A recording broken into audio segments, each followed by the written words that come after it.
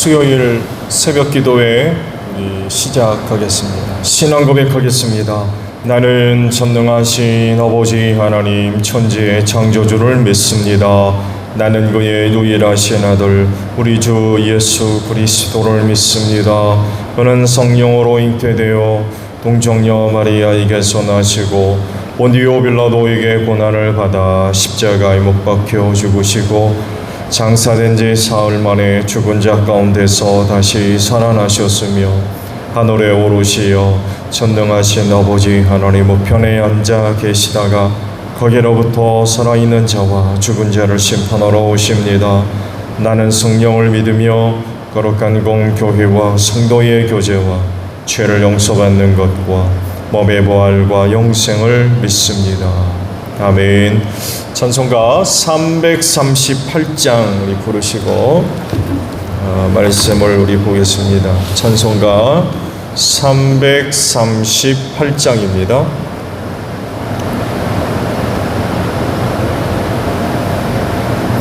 내 주를 가까이 하게 함은 십자가 짐 같은 고생이라 내 일생 소원이 늘 찬송하면서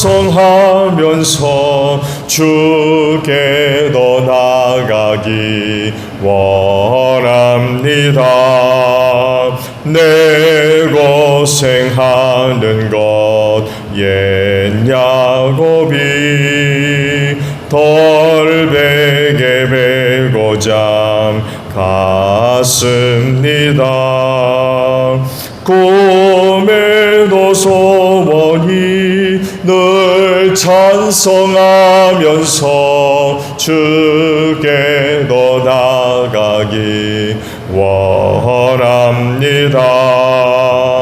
천성에 가는 길 험하여도 생명길 되나니 은혜로다. 천사 날 부르니 늘 찬송하면서 주께로 나가기 원합니다.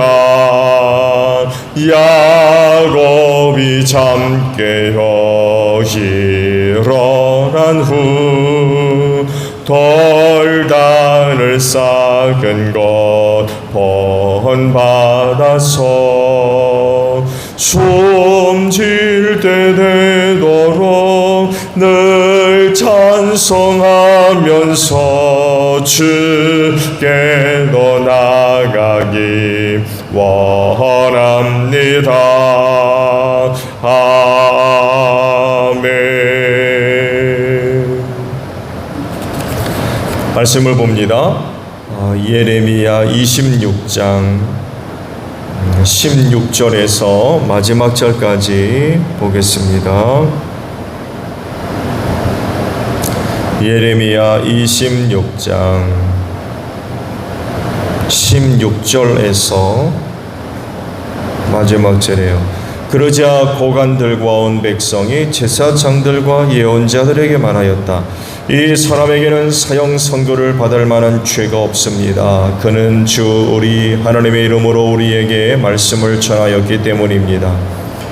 이때에 지방의 장로들 가운데서 몇 사람이 일어나서 거기에 모인 백성의 온 회중에게 이렇게 말하였다. 유다왕 히스기야 시대의 모레셋 사람 미가가 유다 온 백성에게 이와 같이 예언하였습니다. 나 만군의 주가 말한다. 시온이 밭 갈듯 뒤엎어질 것이며 예루살렘이 폐허더미가 되고 성전에 서 있는 이 산은 수풀만이 무성한 언덕이 되고 말 것이다. 그때 유다왕 히스기야와 온 유다 백성이 그를 죽였습니까? 그들이 오히려 주님을 두려워하고 주님의 은혜를 간구하니 주님께서도 그들에게 내리겠다고 말씀하신 재앙을 거두지 않았습니까? 그런데 지금 우리는 그 큰 재앙을 우리 자신들에게 불러들이려 하고 있습니다. 그 당시에 주님의 이름으로 예언한 사람이 또 한 명이 있었는데 그가 바로 기럇 여아림 사람 스마의 아들 우리아였다. 그도 예레미야와 같은 말씀으로 이 도성과 이 나라에 재앙이 내릴 것을 예언하였다. 그런데 요야김 왕이 자기의 모든 영사와 모든 고관과 함께 그의 말을 들은 뒤에 그를 직접 죽이려고 찾았다. 우리아가 이 소식을 듣고 두려워하여 이집트 땅으로 도망하였다. 그러자 요야김 왕이 악보리 아들 엘라단에게 몇 사람의 수행원을 딸려서 이집트로 보냈다. 그들이 이집트에서 우리아를 붙잡아 요야김 왕에게 데려오자 왕은 그를 칼로 죽이고 그 시체를 평민의 공동묘지에 던졌다. 그러나 예레미야는 사반의 아들 아이감이 보호하여 주었으므로 그를 죽이려는 백성의 손에서 벗어날 수 있었다. 아멘. 오늘 아침에는요 24절 마지막 절에 있는 말씀으로 수요일 함께 은혜를 나누려고 합니다. 다시 보면 그러나 예레미야는 사반의 아들 아이감에 보호하여 주었으므로 그를 죽이려는 백성의 손에서 벗어날 수 있었다라는 말씀입니다. 하나님의 말씀은 진리죠. 참입니다. 그래서 항상 불법 또 죄악과 충돌을 일으켜요. 틀리기 때문이죠. 같은 거라면 충돌이 일어날 리 많은 거죠. 그러나 틀리기 때문에, 잘못됐기 때문에 충돌이 벌어져요. 이것만이 아닙니다. 사람이 갖고 있는 어떤 생각, 사상, 이해, 심지어는 경험들과도 충돌이 벌어져요. 왜 그럴까요? 인간은 죄인이기 때문에 그래요. 죄인된 인간이 근본적으로 죄를 갖고 있는, 죄 가운데에서 태어나는 그런 존재들이기 때문에 그들의 생각이 어떤 것이겠습니까? 그들의 계획이 어떤 거겠고. 그래서 갈등이 일어나요. 인간은 죄인이고 하나님의 말씀은 거룩합니다. 충돌이 벌어질 수밖에 없어요. 그래서 하나님의 말씀을 위임받은 사람들은 언제나 이것으로 말미암아 어려움 당할 것을 각오하고 있어야 돼요. 말씀 때문에 당하는 고난이죠. 그 이상한 게 아니에요. 이 세상이 하늘나라가 아닌 이상 말씀에 대한 반응 긍정적이지 않습니다. 부정적이에요. 싫어하는 거죠. 오늘도 말씀 봤죠? 예레미야가 전해준 말씀에 대해서 부정적인 반응을 보이는 사람들이 누굽니까? 놀랍게도 이스라엘 사람들이에요. 하나님을 잘 섬긴다고 하는 사람들입니다. 하나님을 전혀 알지 못하는 이방인들이라고 하면 이해를 좀 하겠죠. 근데 예레미야가 전해준 말에 대해서 부정적인 태도를 보이고 심지어는 그 말을 하고 있는 예레미야를 죽이려고 하는 사람들이 누구였느냐? 뜻밖에도 하나님을 섬긴다고 하는 사람들이었어요. 충격적이죠. 이러니 그렇지 않은 세상은 말할 것도 없는 거예요. 그래서 말씀을 위탁받은 그리스도인은 그 마음에 항상 이런 그 마음들을 갖고 있어야 돼요. 즉 사나 죽어나 주의 것이라고. 어제도 말씀드렸죠. 말씀 위탁받은 사람들은 그 말씀에 대한 어떤 반응이라도 거기에 매여서는 절대로 안 된다는 거예요. 그들은 항상 하나님 편에만 서요. 싫어한다고, 반대하고, 좋아한다고, 따라가고 이래서는 절대로 안 된다는 거죠.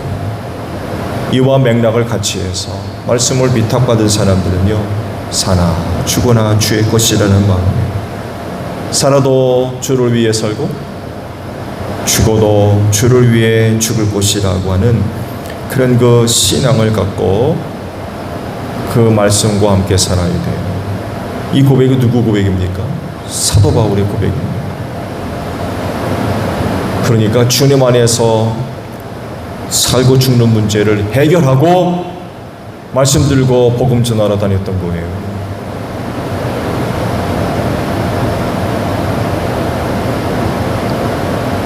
사람에게 목숨만큼 중요한 게 어디 있습니까? 가장 중요한 부분이에요. 그래서 살기 위해서 사람들 뭐든 합니다.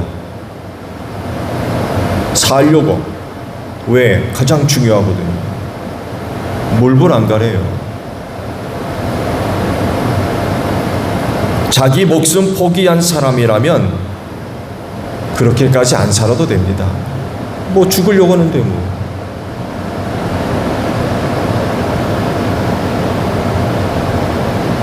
그렇지만 그렇지 않은 사람은 목숨 부지하기 위해서, 잃지 않기 위해서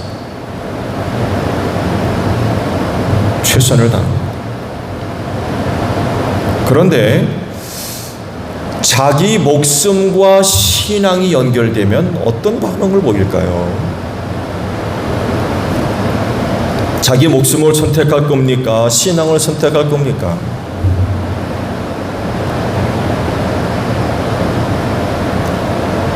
그리스도 안에서 살고 죽는 문제를 해결하지 못하면 자기 목숨을 위해서 신앙 포기할 수밖에 없어요.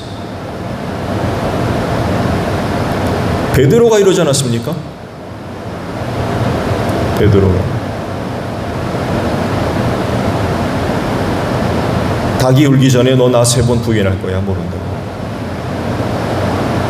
절대로 안 그럴 건데요.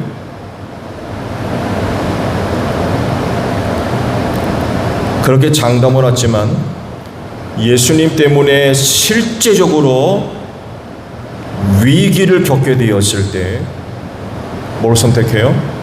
자기 목숨을 선택했어요.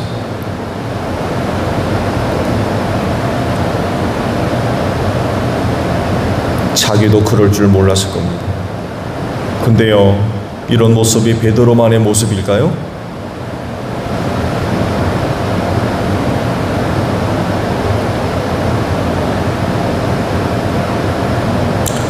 오늘 말씀은 예레미야가 살해 위협에서 벗어나게 된 상황을 기록한 그런 그 말씀이죠. 남유다가 하나님의 말씀에 순종하지 않으면 성전 무너지고 예루살렘 성도 무너질 거야, 황폐화될 거라고 하는 경고의 메시지를 선포했을 때 이 말을 들은 제사장들과 예언자들은 예레미야를 죽이려고 합니다. 그런데 그 말을 들은 백성들은 예레미야의 말이 하나님의 말씀이라고 지지를 해줬어요.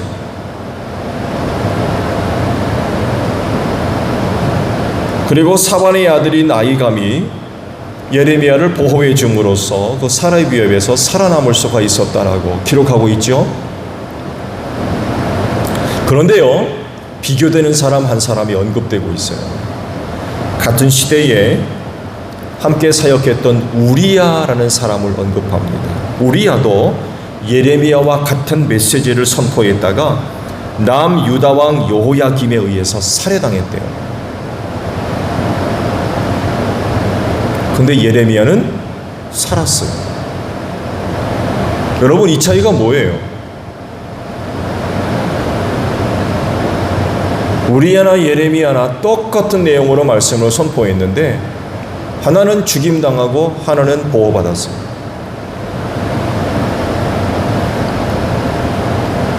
누가 더 나은 삶을 살았다고 얘기할 수 있습니까? 아니면 누가 더 하나님으로부터 은혜와 사랑을 받았다고 얘기할 수 있어요? 많은 사람들이 그럴 거예요. 예레미야가 하나님한테 더 큰 사랑을 받고 은혜를 받았다고 얘기할 겁니다. 왜? 살았으니까.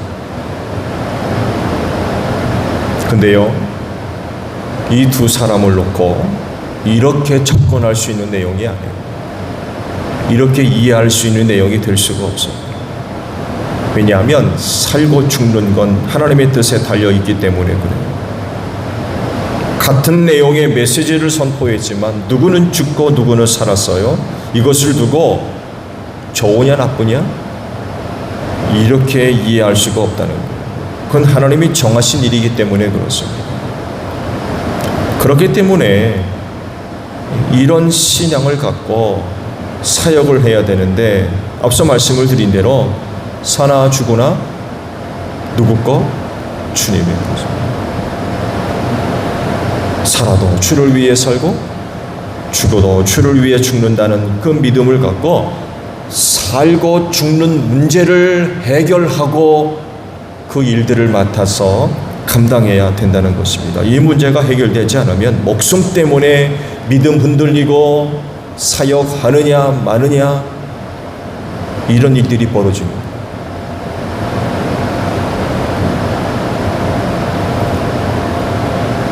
여기에 이제 베드로가 이제 저촉되는 거죠.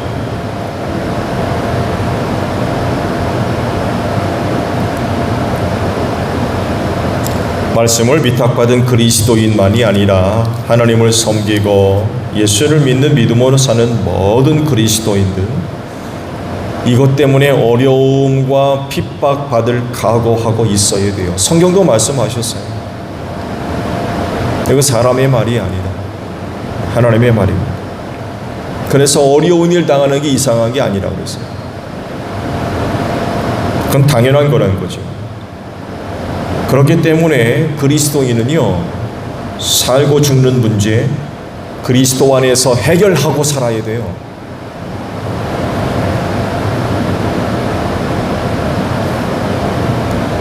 목숨 부지하기 위해서 신앙과 저울질을 하고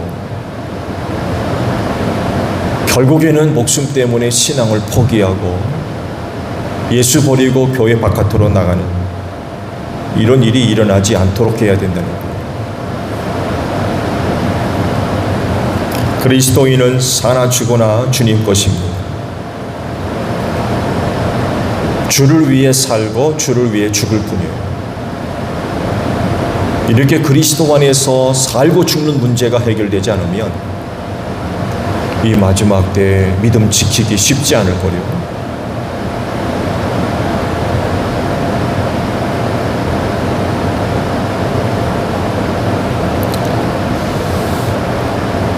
오늘 하루도 우리는 이런 믿음 안에서 살아야 될 것 같아요.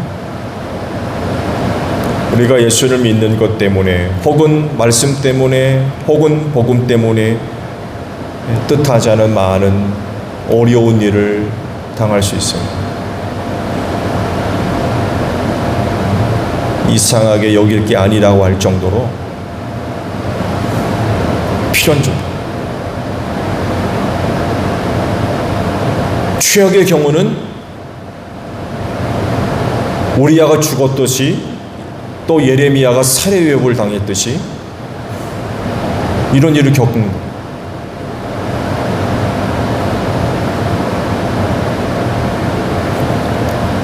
그랬을 때라도 여전히 예수를 믿고 여전히 교회 안에 있고 여전히 말씀을 순종하는 이런 그 삶을 살아야 되잖아요.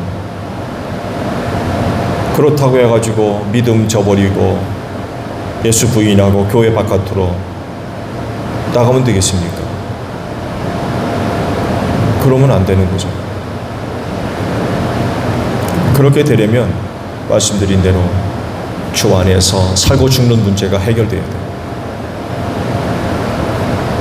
살아도 죽어도 주의 것이고 살아도 주를 위해 살고 죽어도 주를 위해서 죽어.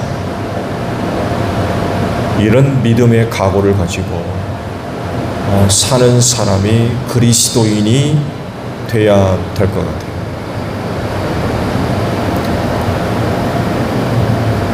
오늘도 짧은 하루지만 이런 믿음을 가지고